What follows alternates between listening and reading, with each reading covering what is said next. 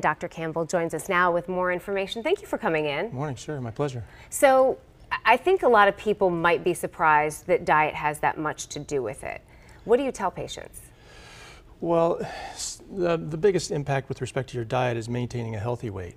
Obesity is really the biggest contributing factor. And we can talk about vitamins and other things and aspirin and coffee and all kinds of things that you might, red meat, processed meat, things that you can impact. But the biggest bang for your buck, maintain a healthy weight and get screened. Get screened. So what exactly, I think sometimes people get confused about the screenings or even a little nervous about it, but it could save your life. Sure, absolutely. If I can do it, you can do it. Right. Right. And so most guidelines state that for the person of average risk, that starts at 50. However, the American Cancer Society just last year, 1 year ago, cranked that down for the beginning age to be 45.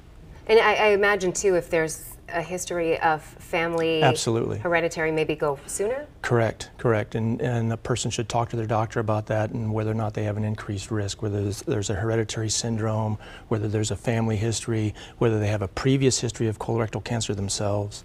Right. And as far as the diet goes, I know it seems like obvious, like of course, yes, maintain a healthy weight, eat healthier, but has there been a lot of research, or does more research need to be done about the correlation between diet? There does, and most of that data comes out of very big, large population-based studies, so there's a lot of confounding factors, and it's hard to control some of the potential influences on the data results.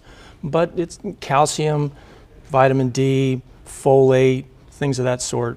Decreasing, like I said, red and processed meats, those clearly have an impact. Sure. Great. All right. Well, thank you. It's important information. I appreciate you coming in. It's my pleasure.